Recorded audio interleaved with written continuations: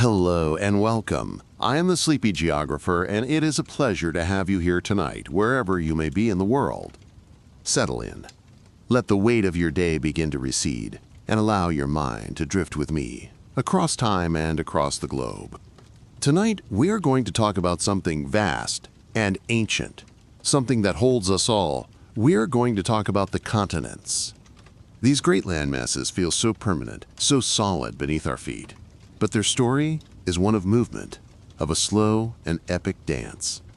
They are the great wandering rafts on the ocean of time, a puzzle whose pieces have been scattered across the face of the earth. As you listen to the sound of my voice, take a moment to feel the ground beneath you, the quiet, steady presence of an entire continent. I often wonder where you all are listening from. On which great piece of this puzzle do you find yourself resting tonight? Perhaps you are in North America, or across the wide Atlantic in Europe, or maybe you are in the southern lands of Africa or Australia. Let me know in the comments if you feel so inclined. It is a quiet joy to imagine this story reaching all corners of our divided world. And as is our custom here, if you find some comfort in these journeys, a gentle click of the like button is always deeply appreciated. Subscribing to the channel ensures you will not miss our future explorations, and it helps our quiet community grow. To all of our returning subscribers, thank you. Your continued presence here makes these quiet evenings all the more meaningful. You are the foundation of this space. We will, of course, explore the science of how our world was divided, but we will do so gently, without urgency.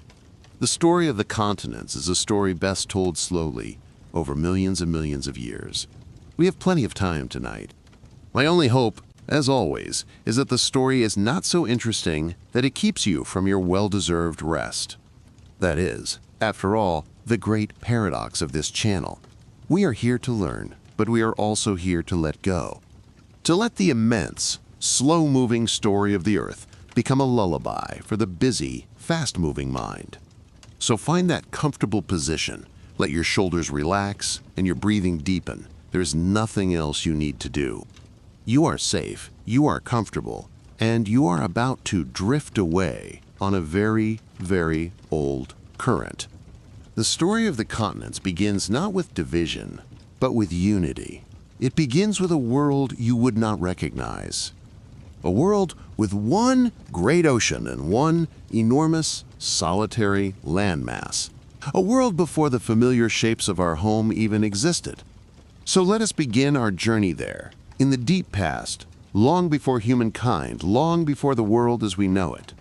Allow your imagination to be the vessel that carries you back through the eons, to the very beginning of the Great Separation. Let the details of your room fade away. Let the sounds from outside dissolve into the background. All that is here now is the story, the slow, sleepy story of how our world was divided. To understand the continents, we must first adjust our sense of scale. We must think not in years or even in lifetimes, but in epochs. The ground beneath you feels impossibly solid, a symbol of permanence. But it is an illusion, a trick of our fleeting human perspective. In reality, the surface of our planet is a thin, brittle crust, floating upon a sea of semi-molten rock that churns with unimaginable heat and patience. This sea is called the mantle. Its currents, moving slower than a fingernail grows, are the engines that drive the continents across the face of the globe. The continents are merely the passengers on this journey. They are immense rafts of lighter granitic rock, adrift on the denser rock of the ocean floor. For hundreds of millions of years, these rafts were huddled together, joined at the seams to form a single, magnificent supercontinent. We have given it a name, pieced together from ancient Greek, Pangaea. It means, simply, all lands, or all earth. Imagine it now, a world where you could walk from what is now Brazil to what is now Nigeria without ever seeing the ocean. A world where the mountains of Scotland were once part of the same colossal chain as the Appalachians in North America. They were siblings, now separated by a vast ocean. This was the state of the world for an immense stretch of time. A single land, surrounded by a single planet-spanning ocean called Pangaea, the all sea. The interior of this supercontinent would have been a vast and arid desert, unimaginably far from the moisture of the great ocean. But deep below this quiet, unified surface, the heat of the Earth's core was building. The slow, relentless currents of the mantle were gathering strength. Pressure was mounting, stretching the great landmass from beneath. The ancient bonds that held Pangaea together were beginning to weaken, to thin. The story of the continents we know is not a story of creation from nothing, but a story of separation. A great, slow, continental divorce. It did not happen all at once. There was no single, cataclysmic event. It was a process unfolding over 100 million years. First, a rift appeared, a crack in the ancient crust. Magma from the mantle pushed upwards, creating new rock, new ocean floor, and wedging the land apart. This is how oceans are born, not by water flooding a valley, but by the land itself moving aside to create a basin, which the waters then fill. The Atlantic Ocean is the great scar of this first momentous separation, a permanent reminder of the day that Europe and Africa began to drift away from the Americas. With every passing moment, even now as you lie here, that ocean grows a little wider by a few centimeters a year. The journey is not over. This concept, this idea of continents adrift, was once considered heresy, a fantasy. The man who first proposed it was ridiculed for his incredible vision. He saw how the coastline of South America seemed to fit perfectly into the coastline of Africa, like two pieces of a torn map. He saw the truth. He saw that fossils of the same land-dwelling creatures were found on continents now separated by thousands of miles of ocean. How could they have crossed? They did not cross. The land itself carried them apart. They were passengers on the great, drifting rafts, and their fossils are the proof of the ancient connection. This is the foundation of our story tonight. A solid world that is not solid at all. A fixed map that is forever in motion. So how does something so vast, so heavy, so seemingly permanent as a continent continue on such a profound and timeless journey? Let us explore it together. The theory that explains this continental drift is known as plate tectonics. It is a beautifully simple and yet profoundly powerful idea. It suggests that the Earth's outer shell, its lithosphere, is not a single solid piece. Instead, it is broken like a cracked eggshell into a number of massive, rigid plates.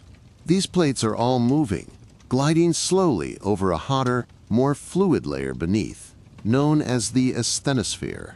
And the continents are not moving on their own. They are merely the ancient, thicker parts of these plates, carried along for the ride like passengers on a vast, stony conveyor belt. Imagine a vast, simmering pot of thick stew. The heat from the bottom causes the stew to churn in slow, circular patterns. Hotter material rises, spreads out, cools, and then sinks back down, only to be heated and rise again. This process is called convection.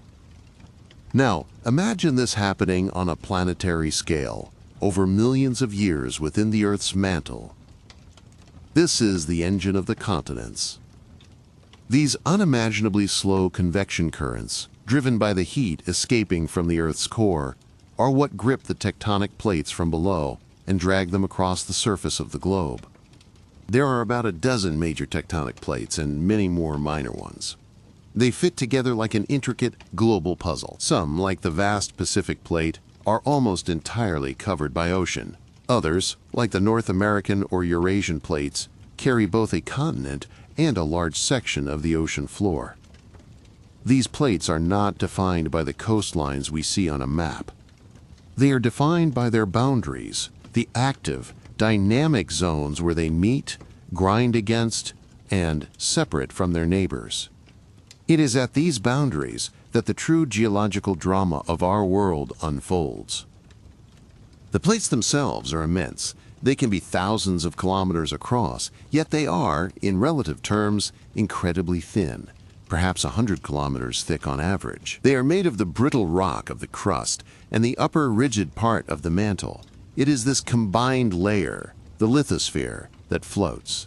It floats upon the asthenosphere, which is not truly liquid, but rather a solid that is so hot and under so much pressure that it can deform and flow like incredibly thick honey or tar over geological time. This subtle difference is what makes everything possible.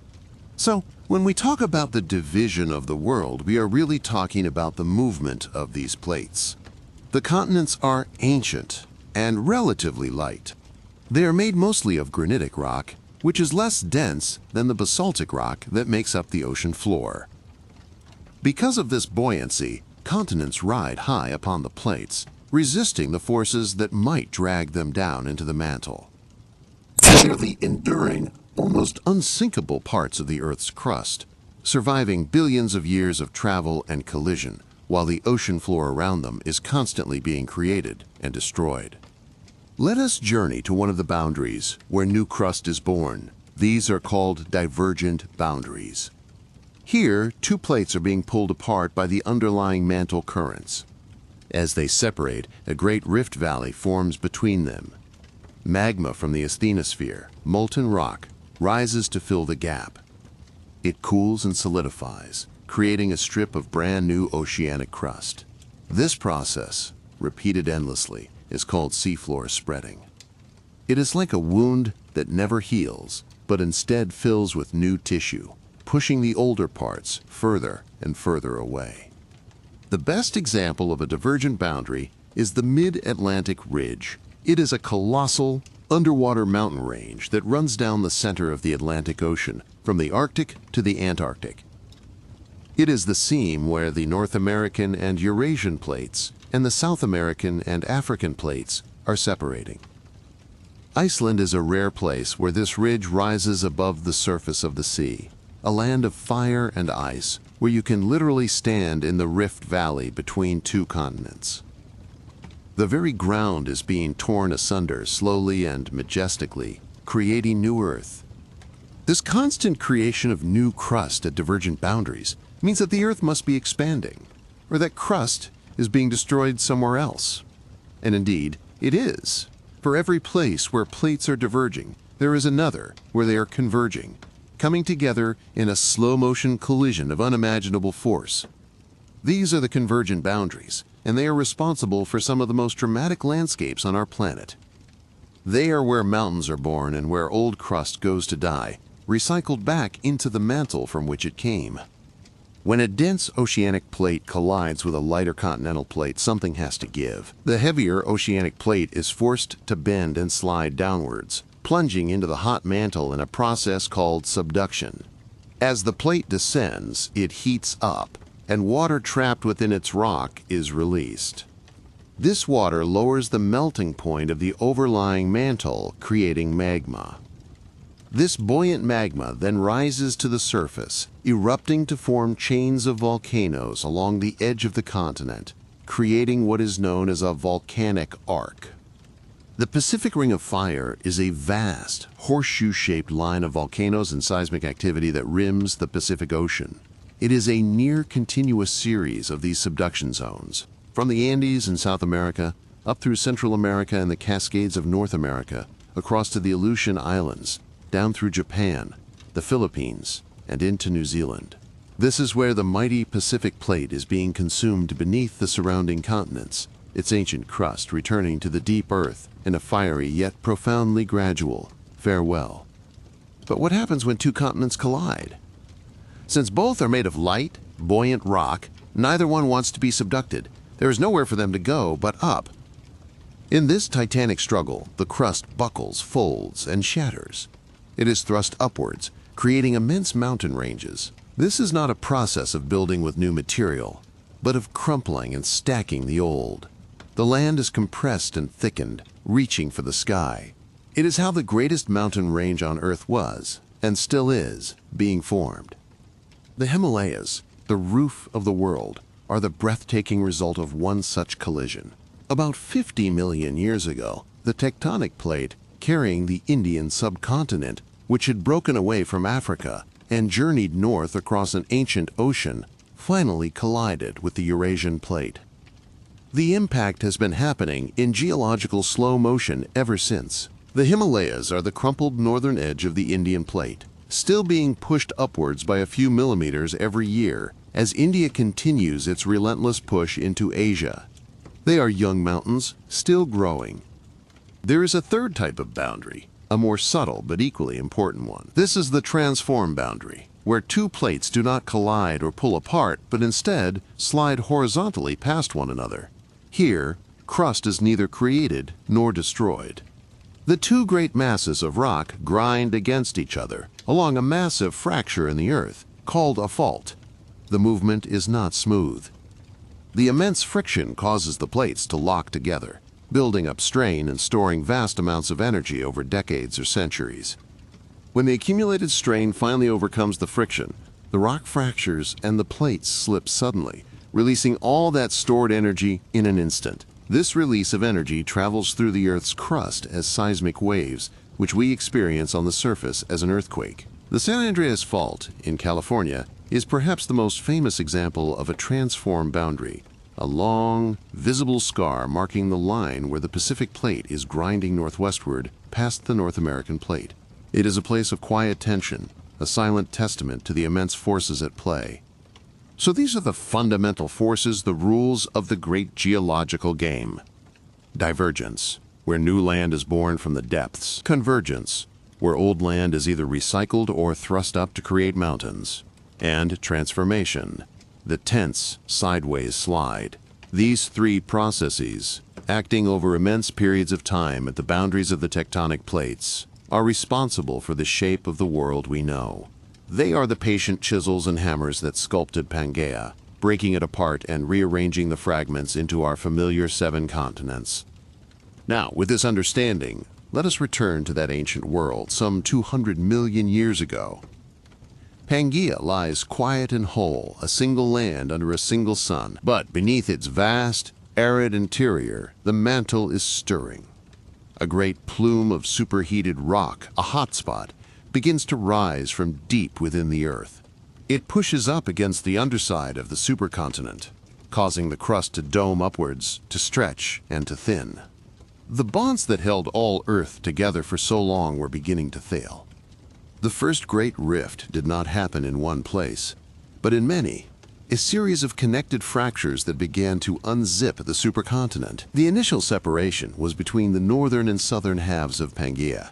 A new ocean, the Tethys Sea, began to form, separating a northern landmass we call Laurasia from a southern one we call Gondwana. This was the first major step in the Great Division. Laurasia contained the cores of what would become North America, Europe, and Asia. Gondwana held the future South America, Africa, India, Antarctica, and Australia. As this new sea opened, the Atlantic Ocean began its life as a much smaller rift valley, starting to separate North America from Africa. Imagine the process. A long, deep valley forms, and for thousands of years it is a dry, hot, desolate place. Then, one day, the seawater from the surrounding ocean breaches a sill and begins to pour in. It would have been a waterfall of epic proportions, flooding the valley over centuries to create a new, narrow, salty sea, a sea that would one day become a mighty ocean. While the north was splitting, the southern supercontinent of Gondwana also began to feel the strain. It too began to fracture. A three-pronged rift appeared. One arm separating Africa and South America, another separating Africa from Antarctica and Australia, and the third separating India from all of them. Each piece, now a continent in its own right, began a slow, majestic journey towards its present-day location. India, in particular, began a remarkable and rapid dash northwards, an unmoored subcontinent on a collision course with Asia.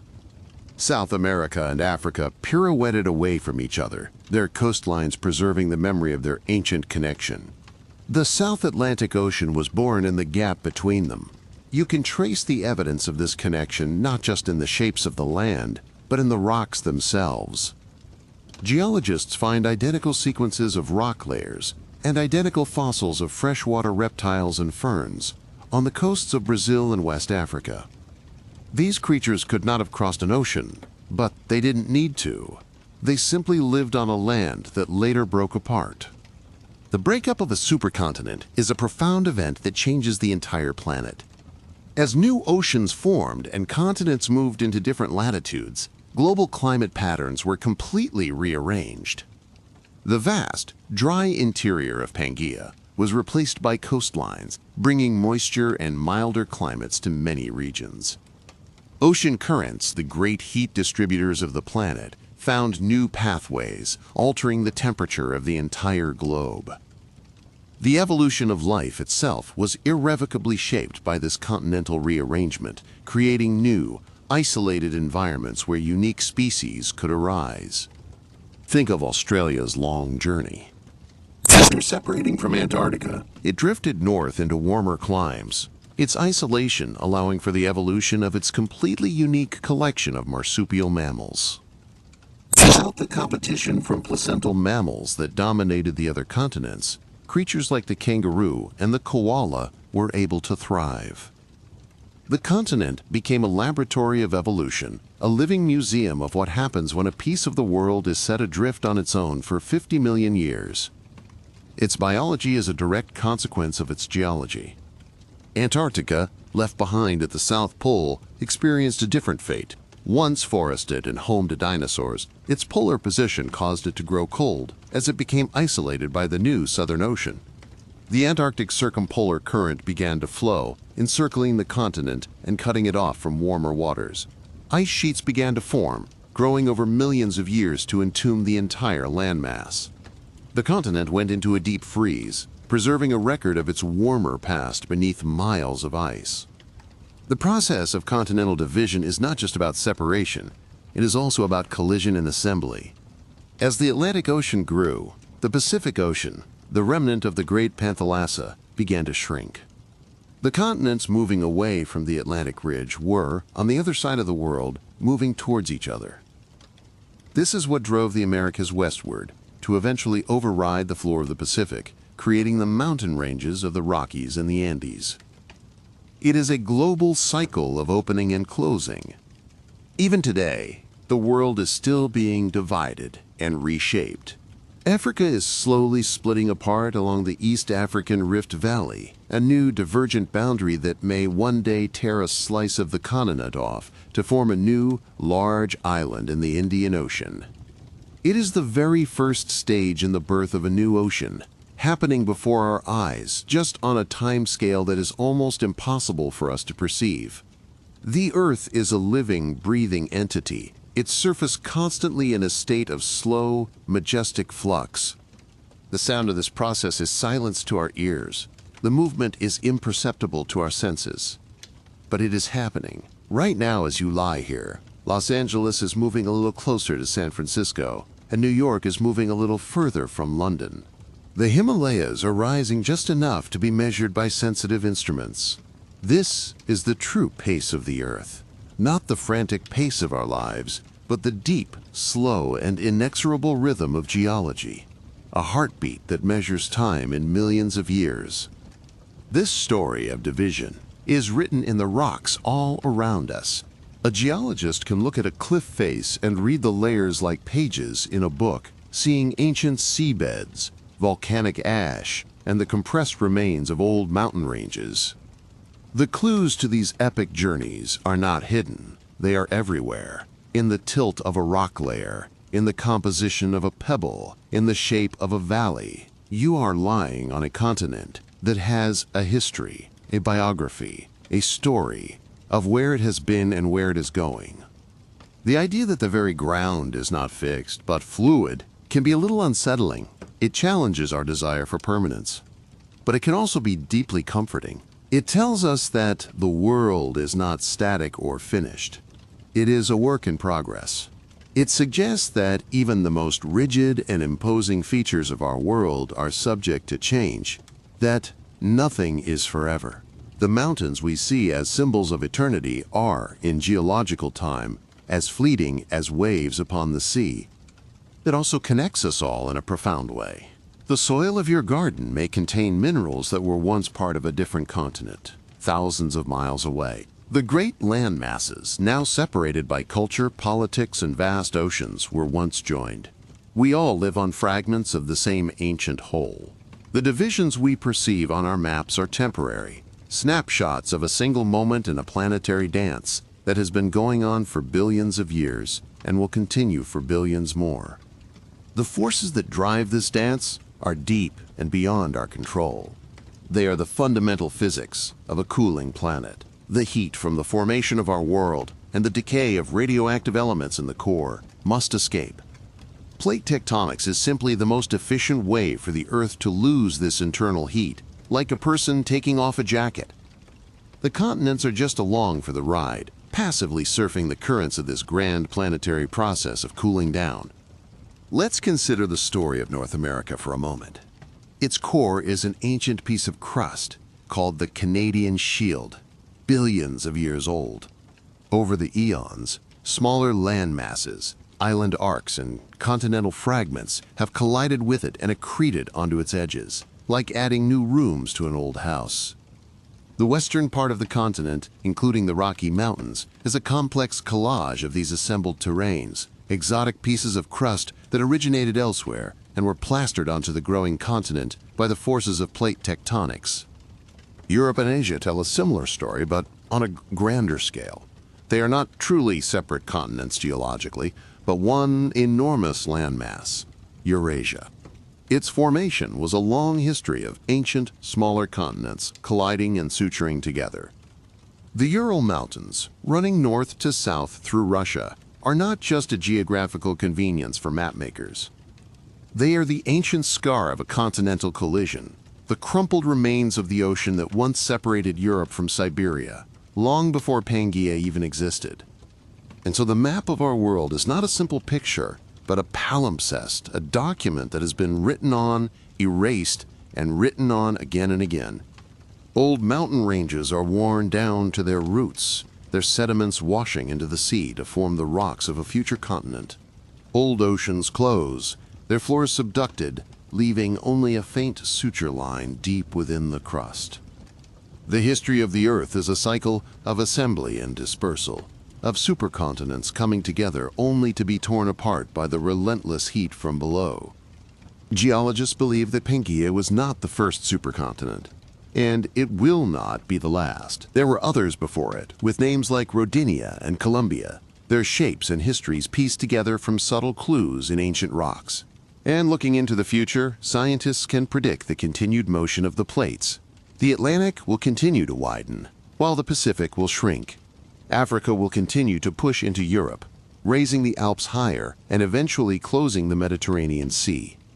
In perhaps 250 million years, a new supercontinent may form, a Pangaea Ultima.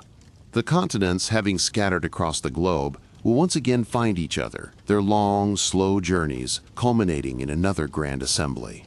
It is a difficult world to imagine, a map completely alien to us, but it is the likely destiny of our planet's surface. The Great Division is just one chapter in an endless, cyclical story of unity and separation. The world is always in the process of becoming something new. Let us return to that initial critical moment. The first signs of Pangaea's weakness. Before the great rifts opened, the land itself would have given signs of the immense stress it was under. Vast, shallow seas might have periodically flooded the thinning crust. Long, linear volcanoes might have erupted, spewing basaltic lava across thousands of square miles, creating what are known as large igneous provinces. These floods of lava are the fingerprints left behind by the mantle plumes that acted as the blowtorch, cutting the continent apart from beneath.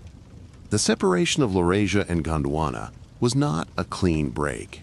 It was a messy, protracted affair. As the land stretched, huge blocks of continental crust would have broken off, subsiding to form deep basins. These basins would have filled with sediment, and over millions of years, the heat and pressure would cook the organic matter within them, forming the vast oil and gas reserves that we now find along the margins of the Atlantic Ocean. The very energy that powers our world is a legacy of this ancient continental divorce. The sound of such an event would have been profound, but spread over an impossible timescale. Not a single crack, but a near-constant series of earthquakes along the growing rift zone, the groaning and shifting of a landmass under intolerable stress, the roar of volcanoes, the rush of water into new seas, but all of it happening so slowly that an individual creature living there might never notice the larger pattern. Only the occasional tremor, the land changing imperceptibly from one generation to the next. The newly formed coastlines would have been raw and dramatic. Great escarpments, cliffs thousands of feet high, would have marked the edge of the rift. These would have been the sheer, fractured faces of the torn continent. Over time, erosion would soften these sharp edges, wearing them down, carrying their sediment into the young ocean. The dramatic, vertical landscapes of the breakup would slowly transform into the gentler, sloping coastal plains we know today. The opening of the Tethys Sea had a profound impact on life. It created a warm, shallow water corridor that connected the eastern and western ends of the Panthalassic Ocean. This became a superhighway for marine evolution and dispersal. Many of the great marine reptiles of the Jurassic and Cretaceous periods thrived in these waters. The seabed of this ancient ocean is now limestone, pushed up and exposed in the mountain ranges of the Alps and Himalayas, full of the fossilized shells of the creatures that lived there. As the northern continents of Laurasia began to separate, North America pulled away from Eurasia. This rift did not happen in a straight line. It left a fragment of the Eurasian plate attached to North America, which we now know as Greenland. And it left fragments of the North American plate behind in Europe, in places like Scotland and Scandinavia. The geology of these regions tells a story of ancient connection, a time when these now distant lands were neighbors, part of the same mountain ranges and river systems. The process is a dance of balance. As the Atlantic Ocean widens, it pushes the Americas westward. This westward push is what drives the subduction along the Pacific coast. The creation of crust in one ocean is directly linked to the destruction of crust in another. The entire system of plates is interconnected. A change in motion in one part of the world will eventually be felt, millions of years later, on the opposite side of the globe. It is a single, complex, and beautiful mechanical system. For a long time, Gondwana in the south remained largely intact. A great southern landmass composed of Africa, South America, India, Australia, and Antarctica. It was a world of giant ferns and early dinosaurs, enjoying a relatively mild climate even near the South Pole. But the same forces that had sundered Pangaea were still at work, pulling this southern supercontinent apart as well, piece by piece, sending each one on its own solitary voyage across the globe. The breaking apart of Gondwana is a more recent story, geologically speaking, and its fragments are still, in many ways, traveling. India's journey north, as we have seen, was one of the fastest and most dramatic, resulting in the Himalayas. Australia's journey north is still happening, as it slowly approaches Southeast Asia. Africa has remained relatively stationary, but it is rotating slowly and, as we know, is beginning to rift apart itself. The great southern land is now scattered across the southern hemisphere. The memory of Gondwana lives on in the life that inhabits its fragments. Certain species of plants, like the southern beech tree, and families of animals are found across these now separated continents. This shared biology is a living echo of the time when these lands were connected. Their distribution on the map makes no sense without an understanding of plate tectonics. They are biological proof that South America, Africa, India, Australia, and Antarctica were once a single, unified home. The heat that drives this entire process is immense, yet it is also finite. The Earth has been slowly cooling since its formation, and it will continue to do so. In the very distant future, billions of years from now, the planet's internal heat engine may finally slow down and stop. Convection in the mantle will cease. Plate tectonics will grind to a halt. The continents will stop their wandering, and the world will become geologically quiet, a static and unchanging place. But that time is unimaginably far away. For now, and for all of human history, we live on a dynamic and vibrant planet. The division of the world is not an event of the past, but an ongoing process. It is the fundamental rhythm of our planet's life. It builds mountains and opens oceans. It causes earthquakes and volcanoes. It directs the course of evolution. It is the slow, deep breath of the Earth itself, a breath that lasts for hundreds of millions of years. As you lie here, on the surface of one of these great continental rafts, feel its immense, slow momentum. You are part of a journey that began long before the first signs of life and will continue long after our time here is done. There is a deep peace to be found in this perspective, in understanding that we are part of something so vast, so ancient, and so powerful. Our small anxieties can seem to shrink in the face of such a grand and patient story.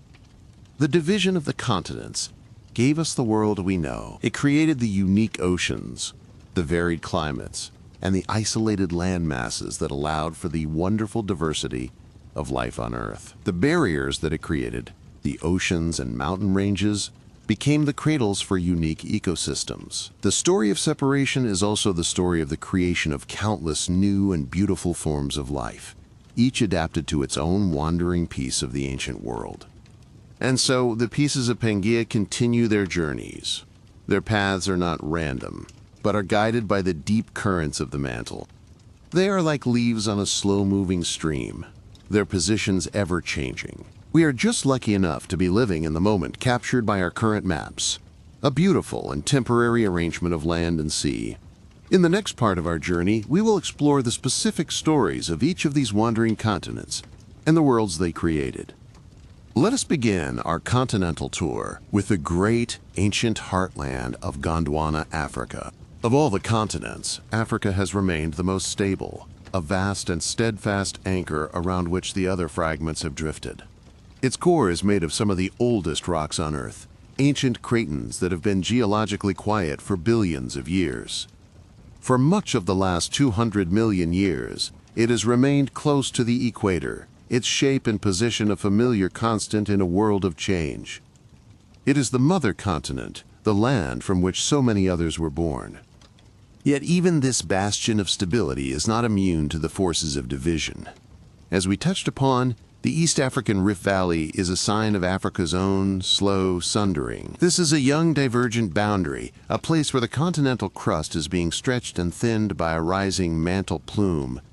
The result is a spectacular landscape of deep valleys, long lakes like Tanganyika and Malawi, and towering volcanoes like Kilimanjaro. This rift is the continent groaning under strain, the first tear in the fabric that may one day create a new ocean and a new, massive island off the coast of the mainland. Africa's long history near the equator and its relative geological stability have had a profound effect on its climate and biology. It did not experience the dramatic climate swings of continents that drifted through polar regions. This stability may have been one of the key factors that allowed it to become the cradle of humanity. Our species evolved against this backdrop of ancient rock and slow, predictable change. The landscapes of the Serengeti or the Kalahari are not just beautiful, they are the stage upon which our own story began, a story inextricably linked to the continent's deep history. Now, let us follow one of the first pieces to break away. South America. As the South Atlantic began to open, South America unzipped from Africa's western coast and began its slow westward drift. For tens of millions of years, it was an island continent, completely isolated from all other land masses. This long isolation allowed a unique and fantastic array of mammals to evolve, including giant sloths, armadillo-like glyptodonts, and fearsome terror birds.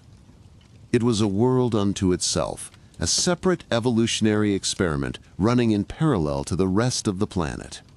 The westward journey of South America had a dramatic consequence along its leading edge. The continent was moving, but the dense floor of the Nazca Plate in the Pacific was moving against it. The result was a massive, ongoing collision. The Nazca Plate was forced to subduct beneath the lighter South American continent. This process scraped off sediment, melted rock, and compressed the western margin of the continent, thrusting up the magnificent Andes mountain range. The Andes are a direct result of South America's continental drift, a towering volcanic spine created by the friction of its journey. The rise of the Andes, in turn, had a profound impact on the continent's climate. The towering mountains created a massive rain shadow. Moisture-laden winds from the east were forced to rise, dropping their water on the eastern slopes and feeding the vast Amazon basin. To the west of the mountains, the land was left arid and dry, creating the Atacama Desert, one of the driest places on Earth. The very shape of the continent's ecosystems, from the world's largest rainforest to its driest desert, was sculpted by the forces of plate tectonics. South America's long isolation finally came to an end only a few million years ago, a very recent event in geological time. The same tectonic forces pushed the island arc of Central America upwards, creating a land bridge, the Isthmus of Panama, that connected it to North America. This sparked a massive biological event called the Great American Interchange. Animals that had evolved in isolation for millions of years could suddenly cross between the two continents, leading to a dramatic reshuffling of life and the extinction of many of the unique South American species. North America, the continent that South America eventually joined, has a very different story. It is not so much a single, solid piece as it is a complex collage. Its heart is the ancient Canadian Shield, but much of the western part of the continent is a patchwork of accreted terrains.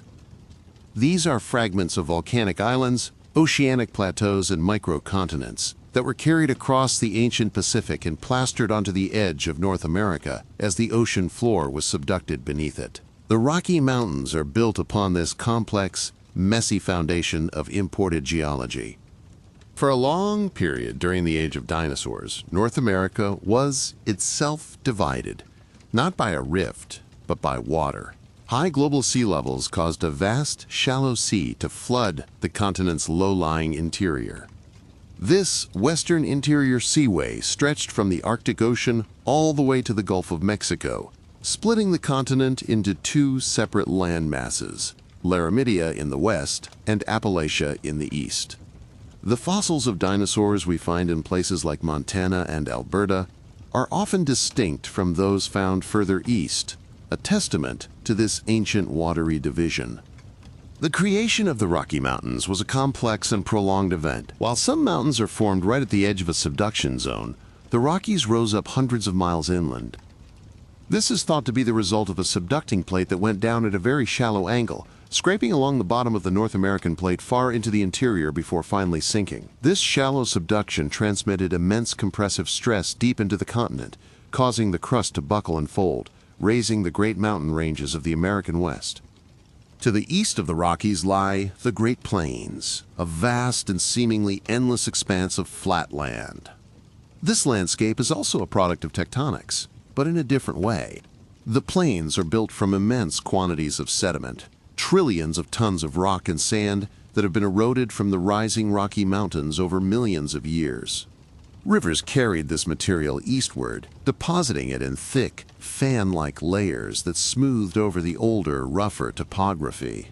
The plains are, in essence, the ghost of the mountains, their worn-down remains spread out to create a new landscape. And on the eastern coast, we find the Appalachian Mountains. They are much older, much lower, and more rounded than the jagged Rockies. This is because they are ancient. They are not the product of the breakup of Pangaea, but of its formation.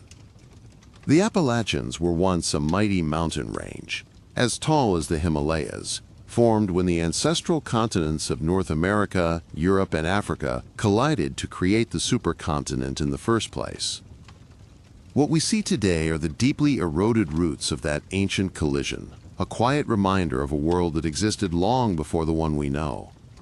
Now let our journey take us to the bottom of the world, to Antarctica. When it broke away from Gondwana, it was not yet at the South Pole.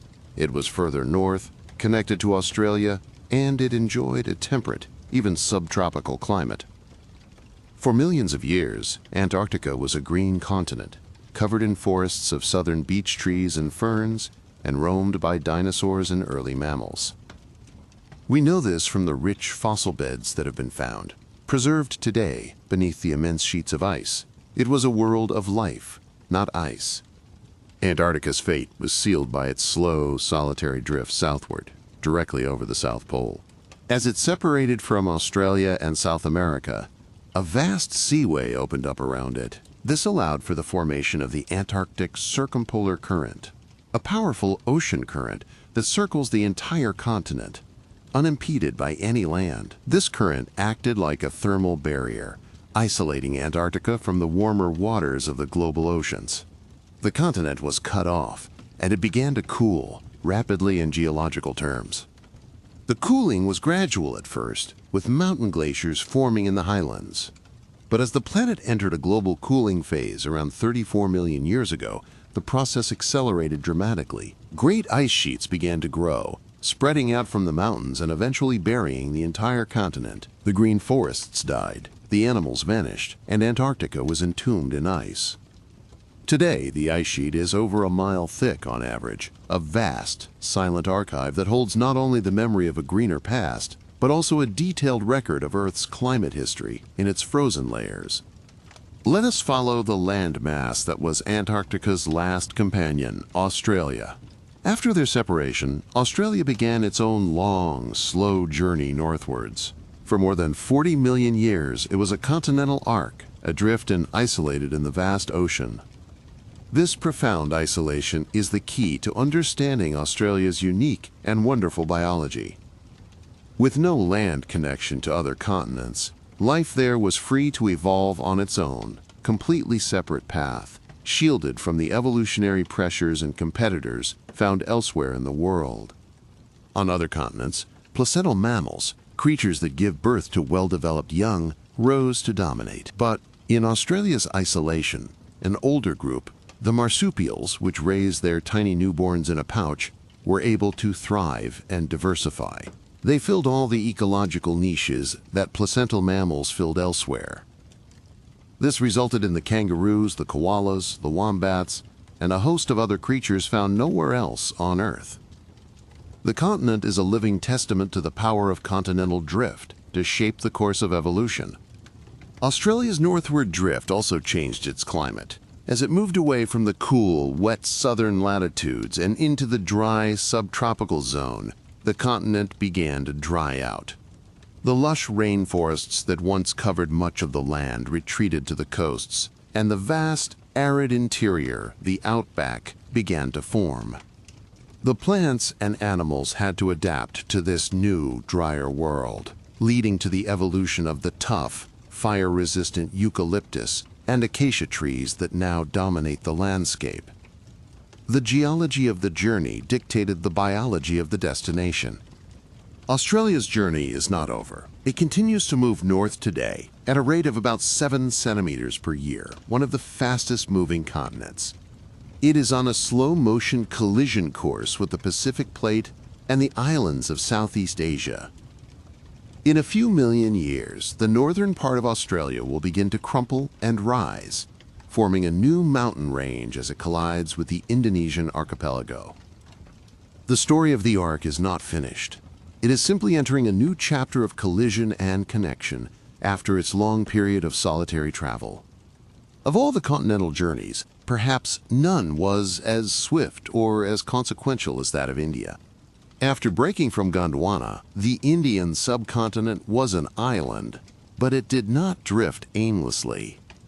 It began a rapid and direct charge northward, racing across the ancient Tethys Ocean at a speed of up to 15 centimeters per year, a geological sprint.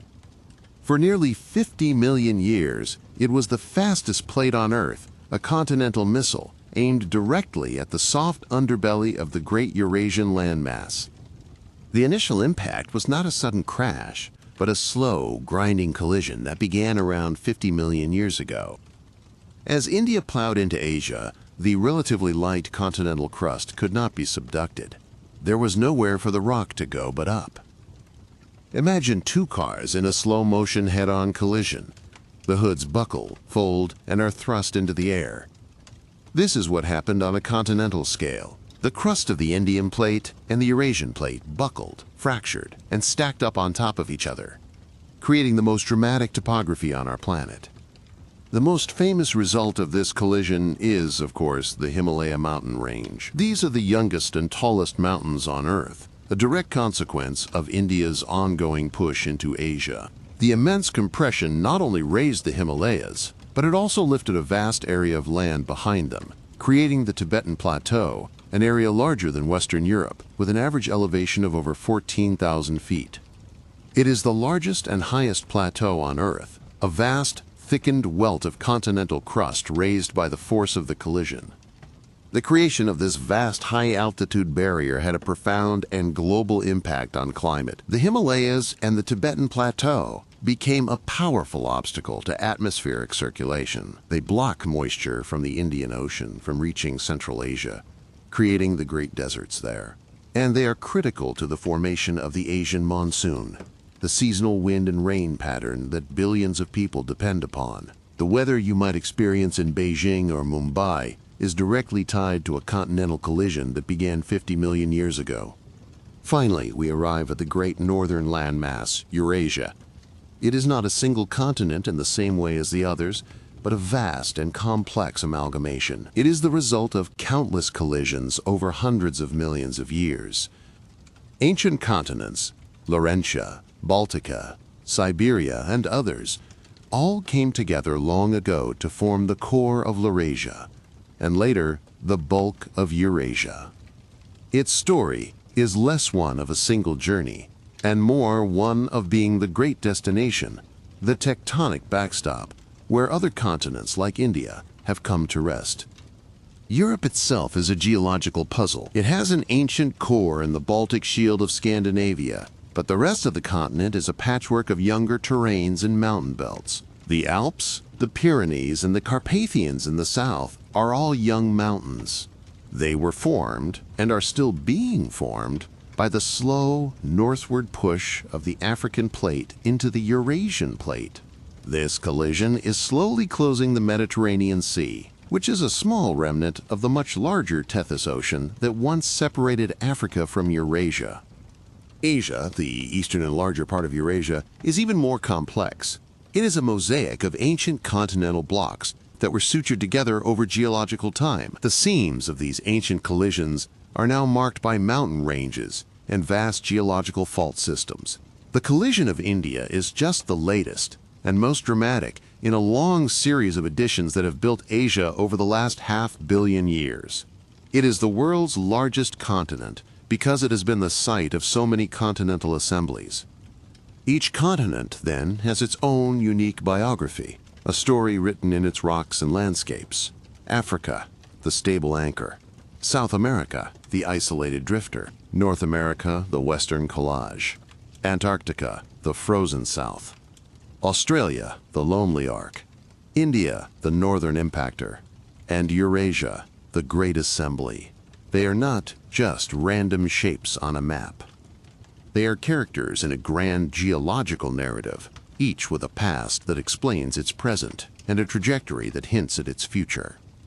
This process of continental movement, of seafloor spreading and subduction, is not just a historical event. It is the very pulse of the planet, and it has a profound relationship with the carbon cycle and Earth's climate. Volcanic activity, especially at divergent and convergent boundaries, releases vast amounts of carbon dioxide from the Earth's interior into the atmosphere.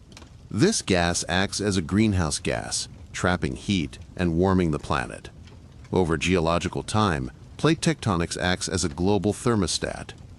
Conversely, the creation of mountains, especially in warm, wet regions, can have the opposite effect. The collision that creates a mountain range like the Himalayas exposes vast amounts of fresh rock to the elements. The chemical weathering of this rock, especially by rain, which is slightly acidic, draws carbon dioxide out of the atmosphere.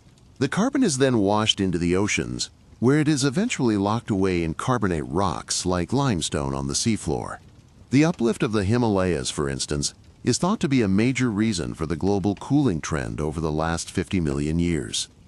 So the very division of the world, the dance of the continents, is intimately linked to the long-term stability of our planet's climate. Periods of rapid seafloor spreading and volcanic activity often correspond with warmer, greenhouse periods in Earth's history. Periods of major mountain building and continental collision often lead to cooler icehouse periods. The Earth breathes in carbon through weathering and breathes it out through volcanoes, and the rhythm of this breath is set by the slow, majestic movements of the tectonic plates. We can even see the influence of this continental dance on the distribution of Earth's resources. The great mountain ranges formed by plate collisions are where many of the world's metal ores are concentrated. The immense heat and pressure involved in these events cook the crust, causing minerals to separate and accumulate in veins of copper, gold, silver, and other valuable metals. The world's great mining districts are often found along the fossil lines of ancient and modern plate boundaries. The wealth of nations is often a direct legacy of their deep geological history. And as we've seen, the formation of sedimentary basins along the passive margins of rifting continents, like the Atlantic, provided the perfect conditions for the formation of oil and natural gas. These fossil fuels are the stored solar energy of millions of years ago, captured by plankton in ancient seas and buried by sediments from eroding continents. The very geography of our energy system is a map of ancient continental rifting and the shallow seas it created. We are powered by the ghosts of a divided world. It is a humbling perspective. The political and cultural divisions that seem so significant to us are fleeting and superficial when compared to these deep geological divisions of the Earth itself.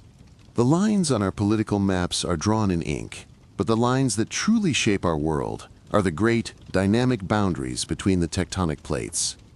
These are the borders that determine where mountains will rise, where oceans will form, and where the very ground beneath us will tremble. Consider the sheer, unimaginable force and patience required for these processes. To raise a mountain range like the Alps or the Andes requires a slow, steady pressure exerted continuously for millions upon millions of years. It is a force that we can measure with our instruments, but can never truly comprehend with our minds. It is the power of the planet itself, a force born from the residual heat of its creation, working tirelessly to reshape its own face. And the patience is even more profound. The continents move at about the speed your fingernails grow, a few centimeters a year. Over a human lifetime, a continent might move a couple of meters. It is a motion so slow as to be non-existent from our perspective. Yet over the vastness of deep time, this imperceptible crawl becomes a journey of thousands of kilometers, a force capable of rearranging the entire map of the world. It is the ultimate triumph of persistence. This perspective invites us to relax our own sense of urgency. The world was not made in a day, and its problems will not be solved in one. The Earth operates on a time scale that makes our own concerns seem small and manageable. There is a deep calm to be found in aligning our own breathing with this slower, more profound rhythm of the planet. To breathe in and know that the mountains are rising. To breathe out and know that the oceans are widening. The story of the division of the continents is, in the end, a story of connection. It shows us how the shape of a coastline in Africa is related to the mountains of South America. It explains how the biology of Australia is connected to the icy fate of Antarctica. It reveals how the climate of Asia is driven by the journey of India. Nothing is truly separate. The entire planet is a single, interconnected system, a grand and intricate machine where every piece affects every other piece. Even the continents themselves are not permanent entities. They are constantly being changed. They are eroded by wind and water, their substance carried away to the sea. They are added to by volcanoes and the accretion of new land. They are crumpled and folded by collisions. A continent is not a static object, but a dynamic process. It is a wave of lighter rock passing through the deeper ocean of the mantle, its form and shape ever-changing as it travels through the eons. As we drift towards sleep, let this idea settle in your mind. The solid ground beneath you is not solid at all. It is a raft on a slow and ancient journey. You are a passenger on the continent of your birth, and it is carrying you, right now, a few millimeters closer to a destination you will never see.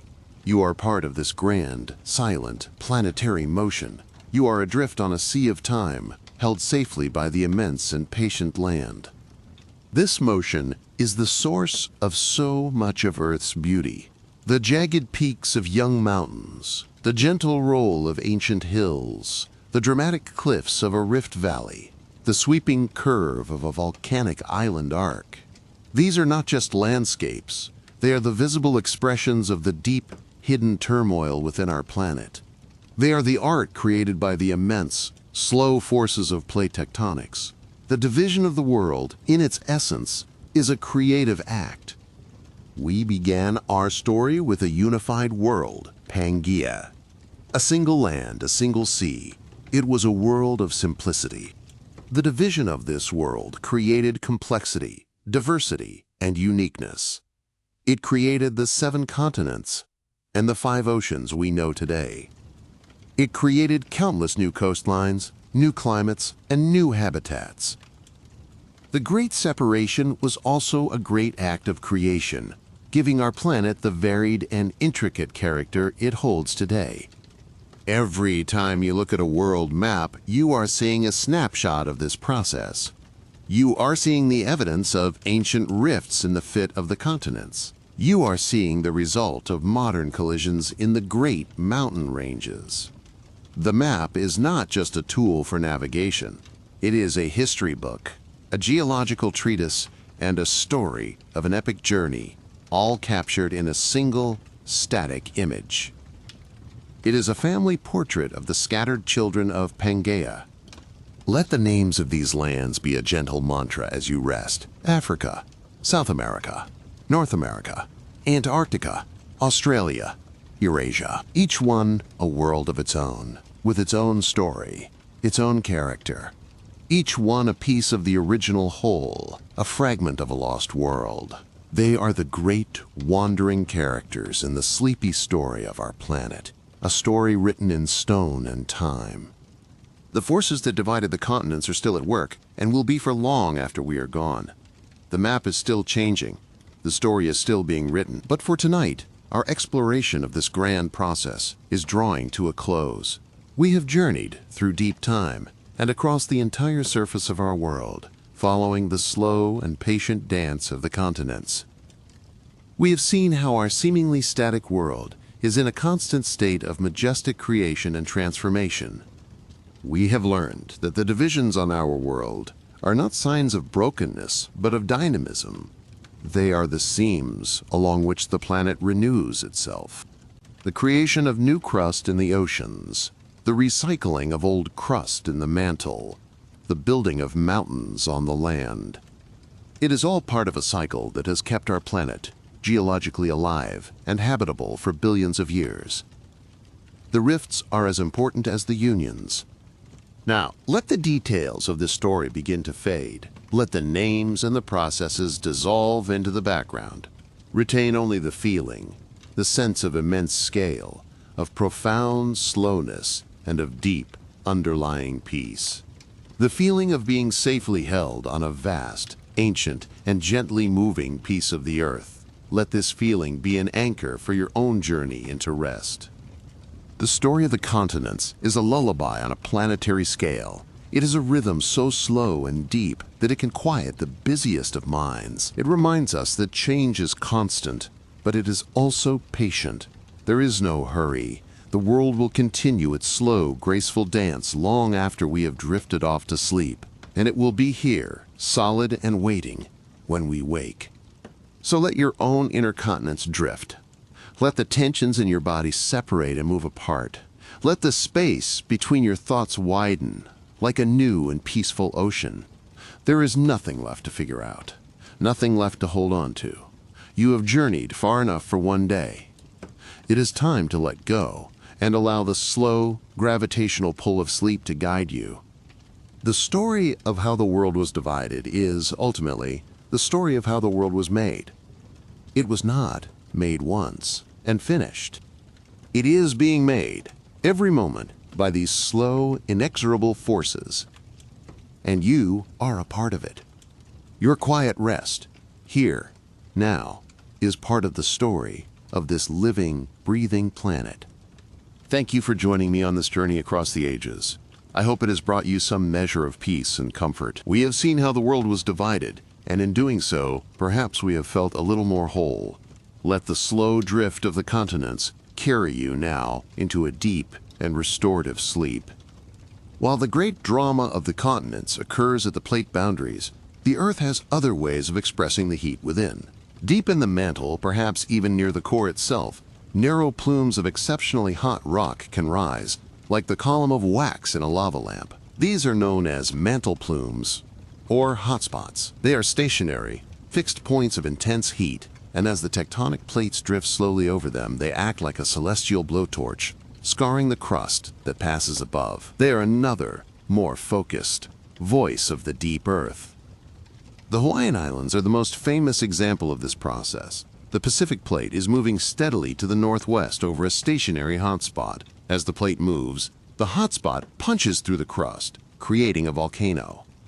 This volcano is then carried away from the hotspot by the plate's motion, becomes extinct, and a new volcano begins to form in its place.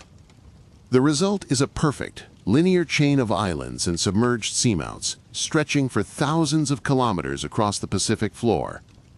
The youngest island, Hawaii itself, is currently active, while the islands to the northwest are progressively older and more eroded. Each Hawaiian island is a temporary monument to a moment in geological time, a snapshot of the plate's position over this fixed plume of fire. When you stand on the black sand beaches of the Big Island, you are standing on the newest land on Earth, forged in the mantle's heat. When you visit the deeply eroded canyons and cliffs of Kauai, the oldest of the main islands, you are seeing what time and weather will eventually do to all of them. The entire archipelago is a conveyor belt of creation and decay, a beautiful and physical record of the Pacific Plate's long, silent journey. Not all hotspots are in the middle of an ocean. Some exist beneath the continents themselves, with profound consequences. The Yellowstone supervolcano in North America is the result of the North American plate drifting over such a hotspot. The plume has been there for millions of years, and you can trace its path by the series of ancient, giant calderas it has left behind across Idaho's Snake River Plain. Yellowstone National Park, with its geysers, hot springs, and bubbling mud pots, is simply the current surface expression of this immense, continent-bound heat source. These hotspots can even play a role in the division of the continents themselves. It is thought that a massive mantle plume, a superplume, can initiate the rifting process. By pushing up against the underside of a continent, it causes the crust to dome, stretch, and ultimately crack.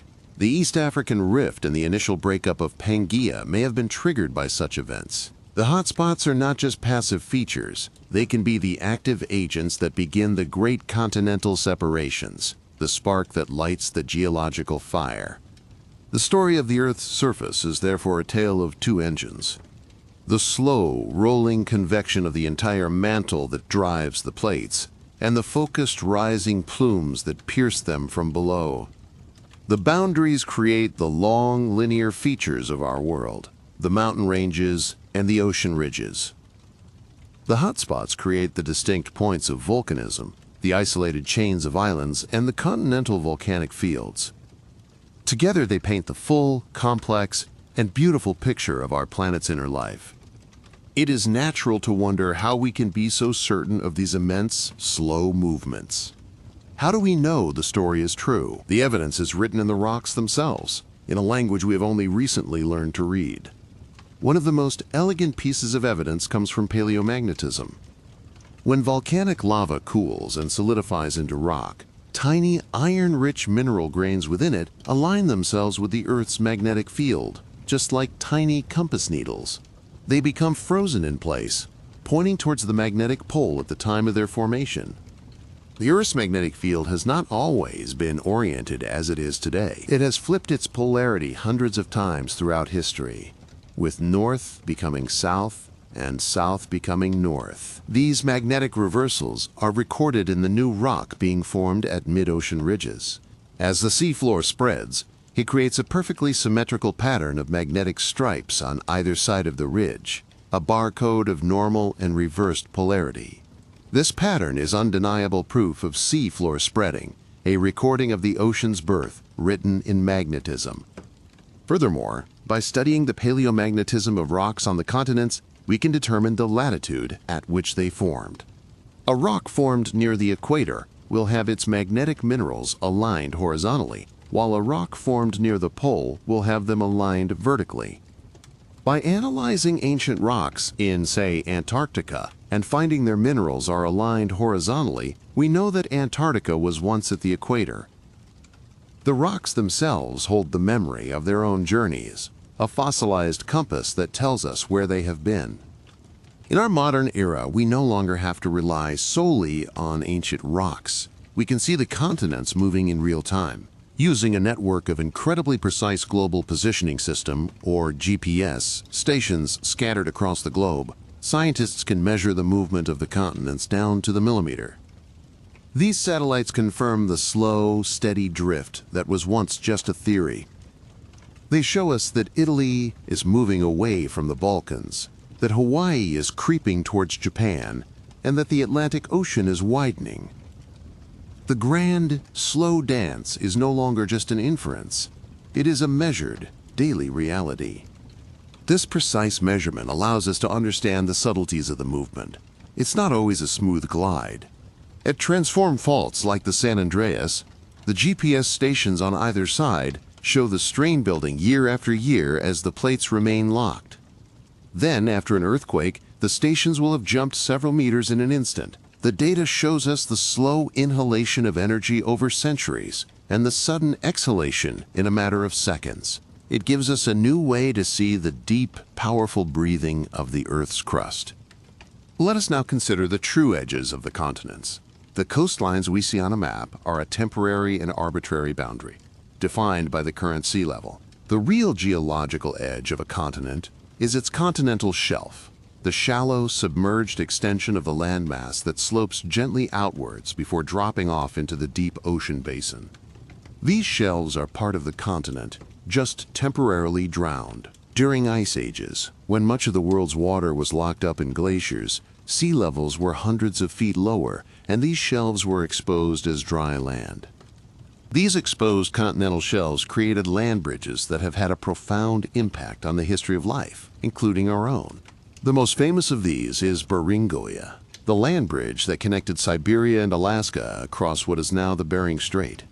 During the last ice age, this vast cold plain allowed the first humans to migrate from Asia into the Americas, following herds of mammoth and bison.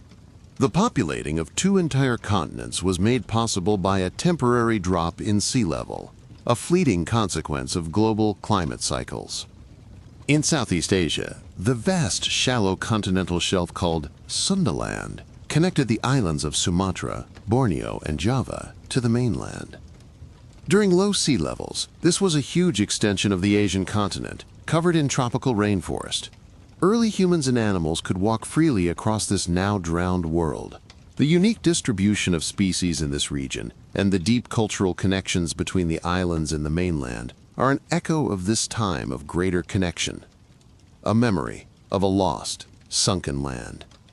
The very shape of our world, the land available for us to live on, is therefore a delicate balance between the deep forces of tectonics that create the continents and the climatic forces that determine the level of the sea. Our world map is just one frame in a very long film. The coastlines are constantly breathing, advancing, and retreating with the rhythm of the ice ages. The divisions we see are not permanent, but are subject to the slow, gentle ebb and flow of the world's oceans. To truly appreciate the story of the continents, we must adjust our sense of time.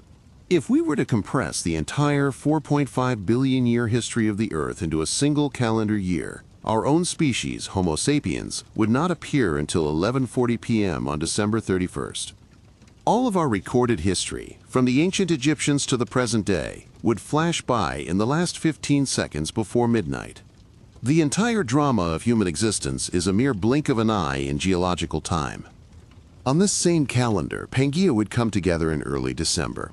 It would begin to break apart around December 15th. The dinosaurs would go extinct on December 26th. The Himalayas would begin to rise on the evening of December 30th. This perspective is not meant to make us feel insignificant, but to help us feel connected to something immensely ancient and enduring. It allows us to feel the deep, slow pulse of the planet beneath the frantic, fleeting rhythm of our own lives. There is a profound silence to this deep time. The collision of continents, an event of unimaginable power, makes no sound that we could ever hear. It is a violence that unfolds over a timescale of such immensity that it becomes a form of peace. It is the silence of stone, the silence of immense pressure and slow transformation. It is a quiet that lies beneath all the noise of our world, a deep, foundational stillness that holds everything. As you rest, perhaps you can begin to feel that ancient silence within you. This is the true nature of the Earth. It is not a passive stage on which life happens. It is an active, dynamic system, and its changes, while slow, are the most powerful forces we know. We are born from this dynamism. The carbon in our bodies was once vented from a volcano. The calcium in our bones was weathered from an ancient mountain range. We are, in the most literal sense, made of the stuff of this restless, changing planet. We are geology, come to life. The landscapes that surround us are the current expressions of this deep history. A flat plain may be the floor of an ancient sea that has long since vanished. A rolling set of hills may be the worn-down roots of a mountain range that was once as tall as the Himalayas. Every landscape is a story. Every rock is a word in that story. You don't need to know the specific language to feel the immense, quiet poetry of the Earth's long and eventful life. You just need to be still and to feel the ground beneath you. Imagine for a moment a world without plate tectonics. If the Earth's crust were a single, unbroken shell, it would be a very different and likely uninhabitable planet. Without the creation of mountains, erosion would, over millions of years, wear all the continents down to flat, featureless plains, submerged beneath a global ocean. Without volcanism to recycle elements, the nutrients needed for life would be locked away. Plate tectonics is the planet's renewal system. The divisions are what keep our world alive. So the rifts that tear continents apart are not wounds. They are the places where new life, new oceans, and new possibilities are born. The Mid-Atlantic Ridge is a seam of creation, a 16,000-kilometer-long volcanic vent that is constantly producing new planetary surface. Deep on the ocean floor, along this ridge, are hydrothermal vents, oases of life that thrive not on sunlight, but on the chemical energy supplied by the Earth's interior. Life finds a way, even in the perpetual darkness of the abyss, powered by the heat of a divided world. And the zones of collision, the subduction zones, are the planet's recycling system. They take the old, cold, waterlogged oceanic crust and plunge it back into the mantle, where it is reheated and remixed. This process returns vital elements to the deep Earth, to be stored and later released again through volcanoes. It is a perfectly balanced cycle of creation and destruction, of birth and renewal, that has sustained our planet for billions of years. Without this recycling, the Earth would have long ago grown cold and static. The continents, made of their light, buoyant rock, are largely exempt from this recycling. They are the permanent survivors of this process. While the ocean floor is nowhere older than about 200 million years, the continents contain rocks that are billions of years old. They are the ancient archives of the planet. They have been rifted apart, flooded by seas, ground together, and covered in ice, but their cores have endured. They are the great, timeless storybooks of our world. When we look at the face of the moon, we see a landscape covered in craters, a record of ancient impacts, largely unchanged for billions of years. The moon is geologically quiet. The Earth, by contrast, is constantly repaving its own surface. Craters are erased by erosion and subduction. New mountains are thrown up. Old ones are worn down. The constant movement of the plates keeps the Earth's face youthful and dynamic. The divisions and movements are a sign of planetary vitality. This restless nature has also challenged life, driving evolution in new directions. When continents collide, species that were once separate are brought into competition. When they divide, populations are isolated, allowing them to evolve into new species. The shifting map of the world has been a primary engine of biological diversity. The very richness of life on Earth is a direct consequence of the unstable, ever-changing ground on which it lives. Think of the great journey of the horse, which evolved in North America. When the land bridges of Beringia and Panama formed, they were able to spread out into Asia, Europe, and South America. Then, they went extinct in their original homeland. The Spanish reintroduced them to the Americas thousands of years later. The story of this single animal is a story of continental connections and separations, of ancient journeys made possible by the shifting plates. The entire story of the Earth can be seen as a slow, rhythmic breathing. A period of dispersal as a supercontinent breaks apart and the fragments scatter is like an exhalation. The oceans are wide and life is diverse and isolated. Then, the slow inhalation begins, as the continents are drawn back together by the mantle currents, culminating in the formation of a new supercontinent. This cycle, from one Pangaea to the next, may take 500 million years to complete. It is the deep, slow respiration of our planet. And we appear to be in the middle of the exhalation phase. Pangaea broke apart some 200 million years ago, and the continents are still, for the most part, moving away from each other. The Atlantic is growing, the Pacific is shrinking. We live in a time of scattered lands and wide oceans, a time of maximum continental division. Perhaps this is why our world is so rich with diversity, so full of unique cultures and ecosystems, each nurtured in its own relative isolation on its own continental raft. But the signs of the next inhalation are already present. Africa is pushing into Europe, Australia is moving towards Asia, the Atlantic has begun to subduct on its eastern and western edges. In the very distant future, perhaps 250 million years from now, the inhalation will be complete. The continents will once again be huddled together, their journeys ended for a time. In a new great assembly, the great divisions will be healed, and a new single landmass will sit under the sun, waiting for the cycle to begin once more. This cyclical nature is deeply reassuring. It tells us that nothing is permanent, not even the great oceans or the continental divides. It speaks to a universe of cycles, of endings that are also beginnings. The story of the continents is not a linear story of progress, but a circular story of return. A slow cosmic dance of separation and reunion, played out on a planetary stage. The pieces are always moving, always seeking a new configuration, a new balance. Let the sheer scale of the story wash over you. The immense pressures, the incredible heat, the vast, slow, unstoppable movements. Feel how small our own concerns are in comparison. The Earth does not worry, it simply is. It moves according to the laws of physics, with a patience and a power that are beyond our comprehension. By connecting with this story, we can borrow some of that patience, some of that deep geological calm for ourselves. The landscapes we love are born from this process. The tranquil beach is the eroded sediment of a distant mountain range. The peaceful rolling hills are the ancient roots of a titanic collision. The dramatic fjord was carved by a glacier, which was itself a product of climate changes driven by continental positions. Every place of beauty and peace on Earth owes its existence to this deep and often violent history. The planet's turmoil is the wellspring of its tranquility. As we prepare for the final stages of our journey tonight, let us revisit the central theme, division. The world was divided, yes, but this division was not an act of destruction. It was an act of creation. It created new oceans, new species, new climates, new mountains. It created the complex and varied world that we have the privilege to inhabit. The cracks in the planet's skin are where the light gets in, where the newness is born.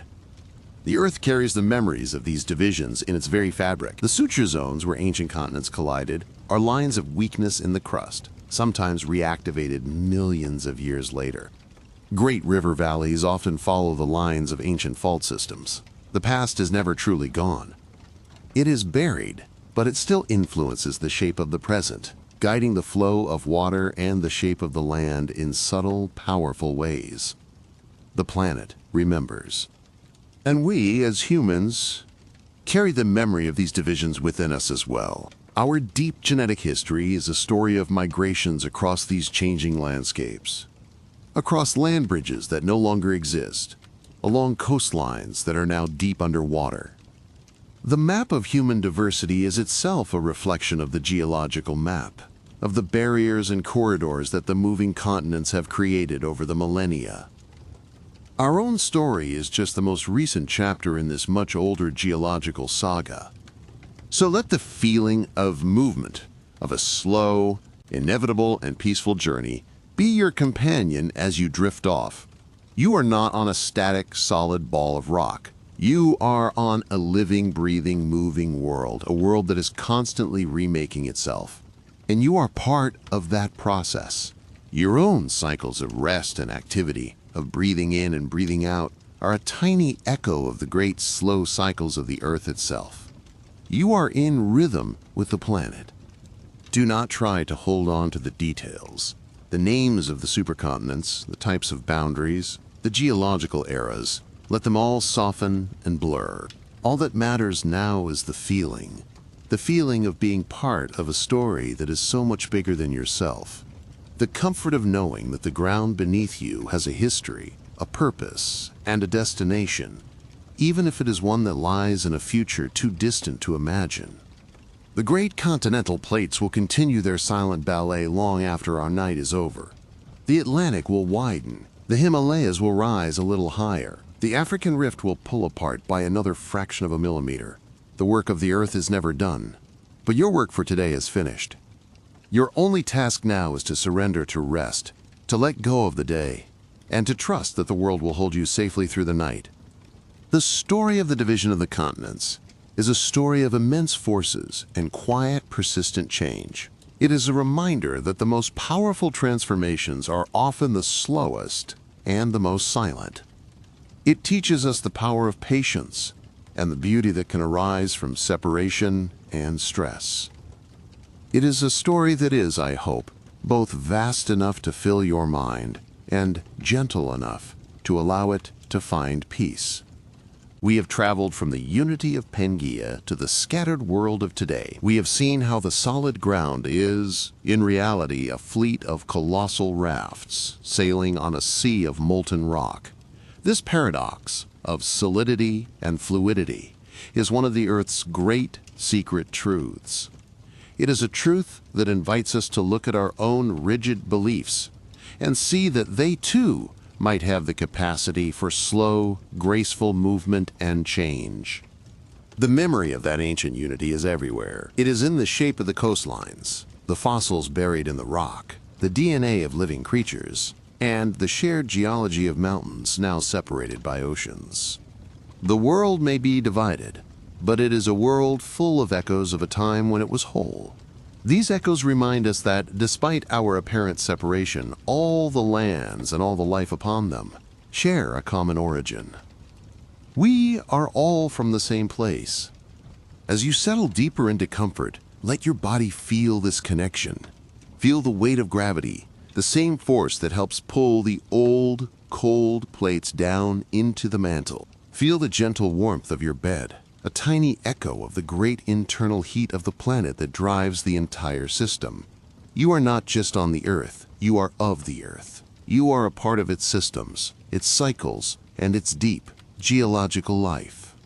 The continents will continue their silent conversation long into the night. Africa will continue its slow rotation. South America will continue its westward press. Australia will continue its northward march. It is a global process, happening everywhere at once. And it will be happening tomorrow and the day after, for millions of years to come.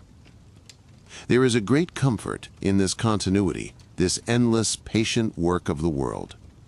Now it is time to let the continents drift away from your conscious mind. Allow them to slip over the horizon of your thoughts. The journey is over for tonight. All that remains is the destination, a place of deep, quiet, and untroubled rest. A place where the mind can be as still and peaceful as an ancient landscape under a silent, starry sky. The story of the continents is ultimately a story of home. It's the story of how our home was built, how it was arranged, and how it continues to change. Every continent is a different room in the great house of the world, each with its own character and history. And tonight, you are safe and sound in your own quiet corner of this vast and wonderful home. Let the final thought be one of peace. The earth is not in a hurry, and neither should you be. Let go of the day's pace. Let go of the need to do or to think or to be anything other than what you are right now. A body at rest, a mind at peace, on a planet that is slowly, beautifully, and perpetually in motion. The divisions of the world are real, but they are not the whole story. The connections are deeper, the shared history is more ancient, and the cyclical nature of it all promises that what has been separated may one day be brought together again. It is a story of hope, written in the very stone of the earth. Let my voice now become just a sound, a gentle wave in the quiet ocean of your room. Let it be a final gentle nudge, pushing your boat of consciousness away from the shore of wakefulness and out into the deep, calm waters of sleep. The story is told. The journey is complete. All that is left is to drift. As our exploration of the Earth's great divisions comes to an end, I want to thank you for allowing me to share this story with you. It is a privilege to journey through these immense ideas together in this quiet space. I hope it has been a gentle companion on your path to rest. We have seen how the world was made, and now it is time to unmake your day and let sleep remake you for the new one to come. And so, our long journey through time comes to its gentle conclusion. We have stood on the shores of the great, singular land of Pangaea and watched as the first cracks appeared in its ancient facade. We have sailed the nascent oceans as they widened, centimeter by patient centimeter, pushing the continents apart on their solitary voyages. We have witnessed the slow-motion collisions that raise the highest mountains and felt the deep, quiet stirring of the mantle that powers this entire, epic ballet. The story of our divided world is the story of the Earth's own long, slow, and unending process of becoming. We have learned that the ground beneath us is not a foundation of absolute stillness, but rather the surface of a deep and flowing river of rock. The continents, these immense and seemingly eternal landmasses, are merely the oldest, lightest leaves floating upon that current. Their movements, imperceptible to our fleeting senses, have dictated the course of rivers, the shape of coastlines, the direction of evolution, and the very climate of our world. To understand this is to understand that the world is not a static object, but a dynamic, living process, and we are fortunate enough to be living within one of its most beautiful and complex moments. The central paradox we've explored tonight is that of division as a creative force. The breaking of Pangaea was not an act of destruction, but the beginning of diversity. It created new environments, new oceans, and new evolutionary pathways. The isolation it fostered allowed for the wonderful and unique forms of life we see on each continent today. The world, it seems, needed to be divided in order to become more fully itself. The rifts and fractures were not flaws, but the necessary spaces where newness could emerge and flourish, a lesson written in the very stone of our planet. We have also touched the profound abyss of geological time. We have spoken of millions and billions of years with a casualness that belies their true scale. It is a time scale so vast that our own human story becomes a brief, flickering candle in a great, dark hall of ancient history. This perspective can be a source of profound peace. It tells us that the world has endured immense changes, survived cataclysms, and continued its slow work of creation. Our own troubles, seen against this immense backdrop, can find their proper, smaller scale, allowing us to let them go, if only for a night. The story is written everywhere, for those who know how to look. It is in the rounded hills of the Appalachians, the ghosts of a mountain range that died long ago. It is in the sharp, youthful peaks of the Himalayas, still growing today. It is in the uncanny fit of the coastlines of Africa and South America. It is in the shared fossils found on continents now separated by thousands of miles of water. The Earth does not hide its history. It displays it openly in every landscape for us to read and to wonder at, a silent, stony testament to its long and incredible journey.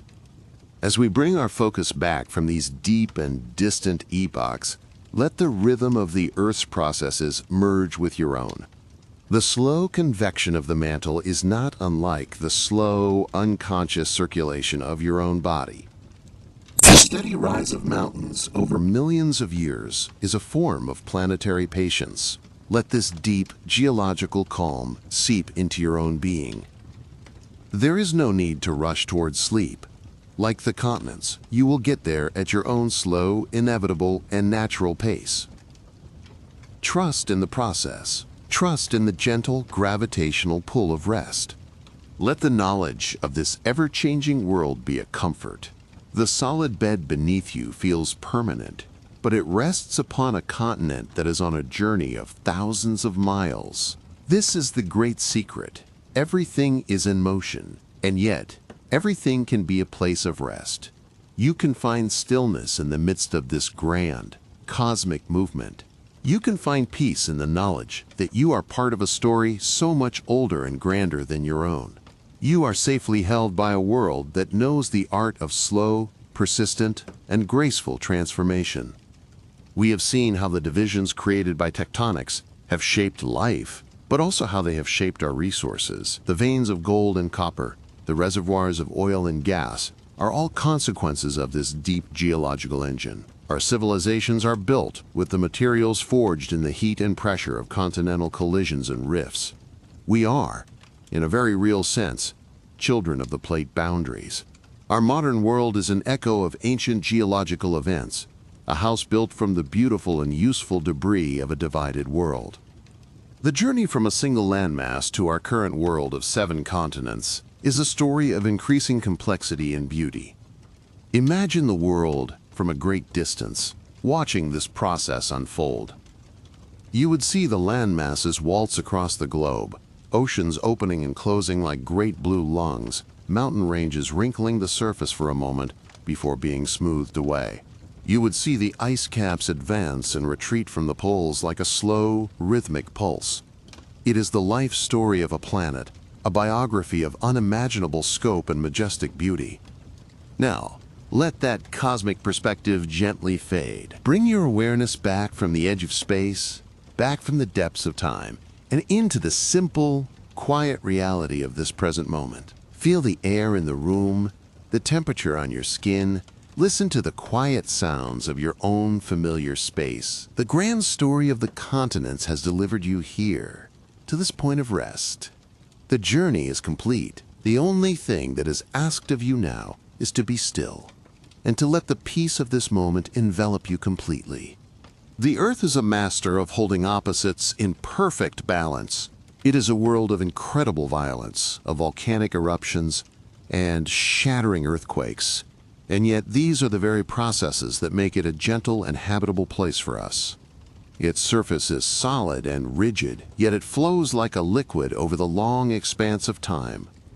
The continents are divided and separate, yet they are all connected by the same underlying system and a shared ancient history. It is in these paradoxes that the true nature of our world is found, a place of dynamic, life-giving tension, a harmony of opposing forces. As you lie here, you are a perfect example of this balance. Your body is still, yet within you, your heart beats, your lungs breathe, and a universe of cellular activity is taking place. You are at rest, but you are profoundly alive. This is the same principle that governs the continents. They appear still, but they are profoundly active. Allow yourself to feel that connection to the planet's nature. Embrace the quiet activity of your own body as it prepares for sleep, a process as natural and as necessary as the slow turning of the tectonic plates. We often seek permanence in a world that is defined by change. We build things to last. We crave stability. The story of the continents teaches us a different way. It shows us that true stability comes not from resisting change, but from participating in it gracefully. The Earth does not fight its own internal heat. It creates a system to release it that is both beautiful and creative. It is a lesson in letting go, in allowing the currents of time to carry us where they will, trusting that the journey itself is the point. The silence of geological processes is a profound teacher. The force that lifts the Himalayas makes no sound. The current in the mantle that moves Africa is completely silent. It is a reminder that the greatest powers are often the quietest. The most significant changes do not need to announce themselves with noise and fury. They happen with a deep, abiding persistence. Let your own transition into sleep be like this: a quiet, persistent, and powerful letting go, a silent surrender to the deep and restorative forces of rest. The world map will continue to change. The divisions we know are not final, the continents are still on their way somewhere else. This can be a deeply comforting thought. It means the world is not finished. It is still a work in progress, and so are we. Every day and every night of rest is a chance for our own slow internal transformation. We are not static beings, but processes, constantly changing, constantly becoming. Like the Earth, our story is not over. It is perpetually unfolding. Feel the gentle pressure of your body against your mattress. This is the force of gravity, the same fundamental force that drives subduction, pulling the cold, dense oceanic plates back down into the mantle. It is the force that gives weight and substance to the universe. Right now, it is the force that is holding you, keeping you grounded and secure. Let yourself feel held by it. Surrender your weight to it completely. There is nothing you need to hold up. Gravity will take care of you, just as it takes care of the world. The story of the continents is a story of connections broken and remade. The collision that formed the Appalachian Mountains connected ancient continents. The rifting of Pangaea broke those connections. The formation of the Isthmus of Panama reconnected North and South America. It is a cycle of separation and reunion. It reminds us that no division is necessarily forever. The world has a deep and powerful tendency towards eventual reconnection, a slow gravitational pull towards wholeness that plays out over the eons. Allow your breathing to be your guide now. With every exhalation, imagine you are releasing a little bit of the day's tension, like a tectonic plate releasing its strain. With every inhalation, imagine you are drawing in the deep, quiet peace of the ancient earth. Let your breath be the tide that washes away the thoughts and concerns of the day, leaving your mind as smooth and calm as a beach after the high tide has receded. In and out. A slow, gentle rhythm, as old as life itself. The world was divided into a beautiful mosaic of different lands. Each piece has its own unique character, its own climate, its own forms of life. This diversity is a source of incredible richness and wonder. Our own world of human cultures is similarly diverse, a richness that we should cherish. The divisions of the earth teach us that being different is not a problem. It is the source of the world's beauty. Each piece of the puzzle is essential to the magnificent whole. Tonight we have traveled as geographers of sleep, mapping the slow movements of the earth not to stay awake and alert, but to find a deeper reason for rest. We have used this grand story as a vessel to carry us away from the small concerns of the day and towards a more profound sense of peace. The map is now folded. The compass is put away. The journey is at its end.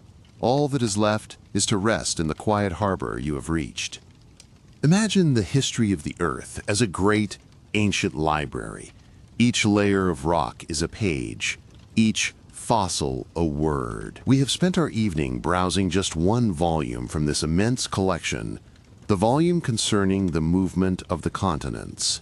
There are countless other stories written in the stone, stories of ice ages, of evolving life, of changing atmospheres. The library is vast, and its silence is profound. To rest is to simply be quiet in this library for a while, to absorb its ancient wisdom without needing to read a single word. Let the sheer weight of this history be a comfort. The ground you rest on has seen supercontinents assemble and break apart. It has been buried under oceans and ice sheets. It has witnessed the rise and fall of countless species. It has endured. and it is enduring now, holding you with a strength and a patience that is almost infinite. You are resting on a foundation of deep, profound resilience. Let that resilience be yours tonight. The divisions on our human maps are so young, so temporary. The borders between nations, the lines that define property, are like drawings in the sand, destined to be washed away by the next tide of history. The true, enduring lines are the great geological boundaries, the subduction zones, and the mid-ocean ridges. To understand this is to hold our own divisions more lightly, to see them not as absolute realities, but as fleeting ideas on the surface of a much deeper, more unified world. Think of the sounds of our world, the wind, the rain, the call of a distant bird. These are the sounds of the atmosphere and the biosphere. But beneath it all, there is a deeper silence. The silence of the lithosphere. The quiet, powerful, imperceptible movement of the world itself. It is the bass note of the planet, a frequency too low for us to hear, but one that we can feel. It is the feeling of stability, of groundedness. Tune in to that feeling now. Let it be the foundation of your rest. Our journey has been about letting go of our human sense of time and embracing the Earth's. In our time, a day is long. In Earth's time, 1,000,000 years is but a moment. By touching this deep, slow time, we can find a release from our own urgency. The things that seemed so pressing just a few hours ago can be seen in a new light. They are part of a much longer story. And for now, their chapter is over. It is time for the chapter of rest. The forces that divide the continents are born from the Earth's own inner warmth. It is the planet's way of releasing its primordial heat. In the same way, sleep is our way of releasing the accumulated energy and stress of the day. It is a necessary process of cooling and renewal. To sleep is to participate in a cycle as fundamental as plate tectonics. It is your own personal, nightly process of rebalancing and restoring your inner world, preparing it for the new day to come. The continents will continue to drift while you sleep. They do not need your attention. The world will continue to turn. The moon and the stars will continue their silent paths across the sky. Everything that needs to be done is being done. You can let go of your own need to control, to manage, to think. You can trust in the great, reliable machinery of the cosmos and the small, reliable machinery of your own body to carry you safely through the night. Your only duty now is to surrender. As you lie on the threshold of sleep, you are in a place between worlds. You are leaving the world of doing and thinking and entering the world of being and dreaming. It is a journey we all must take, every night. It is a migration as old as consciousness itself. Let the journey be a gentle one. Let there be no resistance. Just a soft, easy, and willing drift from one state of being to another, like a boat untied from its moorings, gently pushed out into a calm and silent sea. All the vast concepts we have explored, Pangaea, subduction, deep time, let them now become like distant mountains, their details lost in the haze of coming sleep. They have served their purpose. They have widened your perspective and quieted your mind. Now, let them recede into the background. All that is left is the simple, physical sensation of comfort, of quiet, and the gentle, welcome pull of drowsiness. Heed its call. It is the voice of your own body, asking for the peace it has earned. You have been a wonderful traveling companion on this sleepy exploration of geography. We have traversed the entire globe in the full sweep of its history, all from the comfort of our own quiet rooms. The world is a place of immense wonder, and its greatest wonders are often its slowest and most patient ones. May your own sleep be as deep and as restorative as the long, slow processes that have shaped our beautiful, divided, and interconnected world. The story is now complete. The narrative has found its end. The only thing that remains is the sound of my voice, and soon that too will fade, leaving you in a space of perfect quiet. Let these final words be like the last few gentle waves that reach the shore long after a ship has passed. They are just the faint, fading echoes of the journey we have taken, meant only to help you settle into the deep, calm waters of the harbor. Feel the weight of your eyelids. They are growing heavy, like stones that have been worn smooth by a river of time. Let them close. There is nothing more you need to see. The inner world of your rest is waiting, a landscape of peace and quiet renewal. Surrender to that heaviness. It is a welcome and natural feeling. It is the sign that your body and mind are ready to let go of the day and embrace the healing darkness of the night. Your breathing is slow and regular now. It has found its own natural, sleepy rhythm. Do not try to control it. Simply observe it. It is the anchor that holds you in this present moment of peace. It is the gentle, internal tide that is pulling you out into the great, peaceful ocean of sleep. With each breath, you drift a little further from the shore of wakefulness, a little deeper into tranquility, a little closer to your well-deserved rest. The room around you is quiet. The world outside is quiet. This is a time for stillness, a time for the planet to turn in silence, and for you to rest upon it. Let the quiet seep into your bones, into your very being. Let it fill the spaces between your thoughts, until there are no thoughts left, only a profound and comfortable sense of peace. You are safe, you are comfortable, and you are ready for sleep. Let go of the thread of my words. Let it slip from your grasp. It has led you to this place of calm, and its purpose is now fulfilled. Ahead of you lies only the soft, welcoming darkness of sleep. There are no more concepts to understand, no more stories to follow. There is only the simple, beautiful, and profound act of letting go. Allow your mind to become empty, clear, and still. The divisions of the day are healing. The separation between you and your rest is dissolving. You are merging with the peace of the night. Every muscle in your body is soft and heavy. Every thought in your mind has grown quiet and distant. You are arriving at the destination you have been seeking all evening. The place of deep and dreamless sleep. Let yourself arrive fully. The great continents are resting in their current positions on the globe, and you are resting in your own comfortable position in your bed. A perfect stillness within a world of magnificent motion. Feel the rightness of this moment. Everything is as it should be.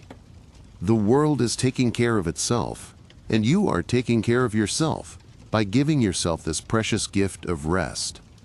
The journey is done. The destination is here. It is a place of no thought, no effort, and no worry. It is a place of pure being. Let the last vestiges of your waking mind dissolve like salt in water. Let the boundaries of yourself soften and blur.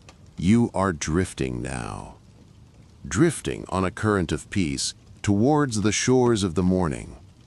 Let the silence now take over. Let it be the final blanket that covers you. It is a comfortable and welcome silence. It is the silence of deep peace, of profound rest, and of complete renewal. Embrace it. It is here for you. It is your friend for the rest of the night. This is the Sleepy Geographer, wishing you a night of profound and peaceful rest. May your dreams be gentle, and your sleep be deep. The world will continue its slow and silent dance, and it will be here to greet you when you wake, refreshed and renewed in the morning light. The great wandering rafts have found their harbor for the night, and so have you. There is nowhere else you need to be, nothing else you need to do. Simply rest, simply be. The earth holds you, the night enfolds you. Let go. The story is over, let it go. The day is over, let it go. Your thoughts are over, let them go. All that remains is the simple, quiet, peaceful darkness. Rest in it. It is your home for the night. Your mind is quiet. Your body is heavy. Your breath is slow. You are on the very edge of sleep. One last gentle nudge is all it will take. One final, soft letting go. Allow it to happen. The immense, slow, geological peace of the planet is now your own. Feel it in every part of your being.